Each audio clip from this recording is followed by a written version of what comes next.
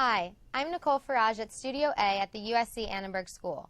This is the next interview of an entrepreneur series, and today we will be discussing the concept of entrepreneurship versus intrapreneurship. I have with me two very special guests, Kelfer, a high-energy inspirational speaker, career elevation coach, and the creator of the Professional Basketball Combine. He is the author of best-selling book, Elevate Beyond.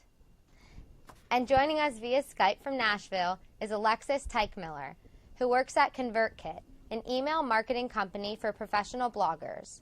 Before her current job, Alexis launched multiple entrepreneurial endeavors. She also runs a blog of her own with the weekly podcast, Laptop Lifestyle.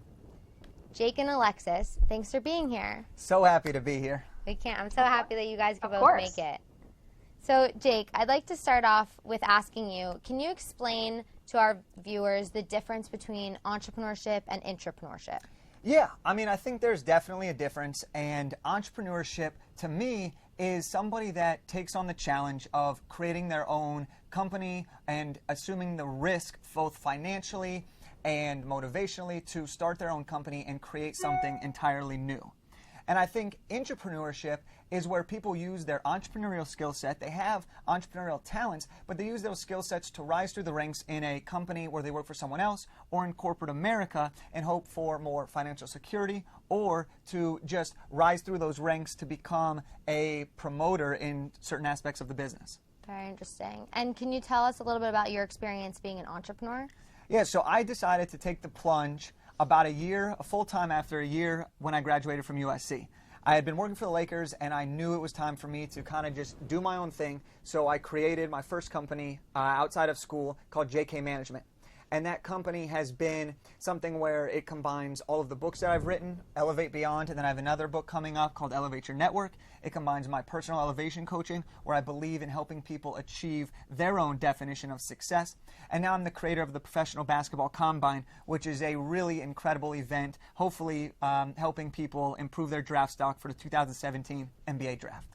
Is that your goal in life, is to be an NBA player? That used to be the dream, but, things change. I stopped growing, and, I just wasn't good enough. But, I still dream. Yeah, exactly.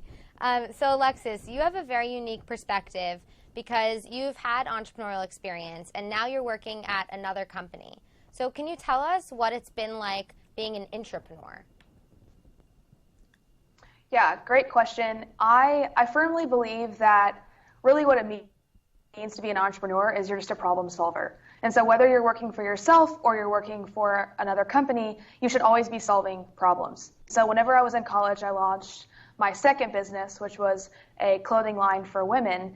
And I took that all through college, and then as soon as I graduated, I knew that there were skills that I lacked that I needed to go learn from somebody else that I couldn't necessarily teach myself at a young age. And so I moved to Nashville, Tennessee, got a job, and it wasn't a good fit, so I found another job, which is now ConvertKit. And what ConvertKit has taught me is that working as a team, you can get a lot farther than working on your own. And so there are skills that I can learn from my teammates that I couldn't necessarily learn from myself. But again, every day I'm problem solving and I'm thinking outside of the box, which really is what an entrepreneur is. That's so interesting. Do you find that there are certain challenges associated with being an intrapreneur that you didn't necessarily expect? Of course. You're still working for someone else. So you don't make the decisions at the end of the day. And there's responsibility from that can actually kind of relieve some anxiety versus being the sole entrepreneur on your own. However, at the same time, there's still that drive within me as an entrepreneur to make decisions and to be, the sole decision maker. And whenever you're working for someone else, that isn't always the case. So that's probably been my biggest challenge is learning how to relinquish that responsibility to, my team and my managers. Jake, do you find that you have similar challenges in an entrepreneurial role, or are your challenges that you face daily different? I think some of my challenges are similar, but I think for the majority they're a little bit more different. In the sense that, being an entrepreneur, being a one-man show with a few other people that help out in different aspects, I have the challenge of uncertainty, not knowing where the next paycheck's coming, not knowing where what I'm going to create next. And so while that's one of the biggest challenges, it's also understanding that I have to trust the process.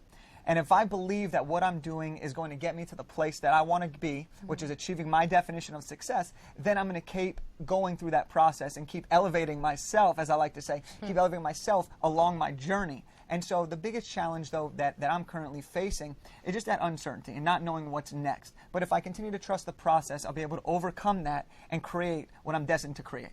That's awesome. Alexis, what are some of the skills that you're learning as an intrapreneur that you can then use towards an entrepreneurial endeavor in the future?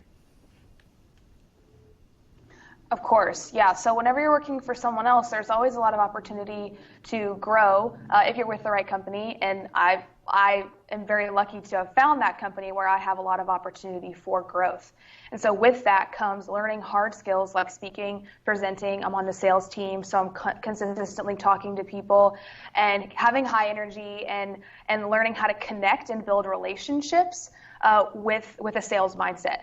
And so learning that right now at a young age, at 23, just 2 years out of college, I can then take that relationship building, those speaking skills, the promotion skills, the creative skills I'm learning in my current role, and then, if I wanted to down the road, build a successful business based off those skills. So right now, a lot of college students are graduating and they're unsure about the future and what they want to do. So I'd like to ask you both a question, and that's, what kind of advice would you give to a college senior graduating? For Alexis, what advice would you give to somebody who wants to go into an entrepreneurial role? And for Jake, what advice would you give to somebody who's grappling with their decision of whether or not to launch a venture? So we'll start with Alexis. Great question. For me, it would be don't settle and ask questions. I think a lot of times when getting out of college, you're just excited to have a job and money in the bank. Whether you're graduating with student loans or you have that pressure to get a job, do not settle for something that you know you will not be happy in. There's nothing that pains me worse than seeing these college grads get into a 9-to-5 that they end up hitting their ceiling at in 2 months. So ask questions, understand the culture of the company, and also see if there's opportunity for you to grow within that company. And if not, you're probably going to be pretty miserable pretty quickly. And Jake, what about you? Yeah, I mean, the big piece of advice that I have for people that are thinking about starting their own venture is really just go for it. Life is a journey. Life is meant to be fun. It's meant to be exciting. I mean, we're given one life. So if you want to go for it and you want to be a part of something that you can create, and that's an amazing opportunity. So I say go for it, embrace the challenges, enjoy the successes, but most importantly, just enjoy the journey. It's a good place to end there. Enjoy the journey. I keep hearing that from a lot of speakers. I love that. So we are running out of time, but I want to thank you both for sharing your stories, for being honest and your unique perspectives on this topic. You can find out more about Alexis on her blog, alexisteichmiller.com, and make sure to check out Jake's book, Elevate Beyond. You can find him at jakekelfer.com as well. Thank you so much for tuning in. I'm Nicole from Studio A at the USC Annenberg School. Thank you.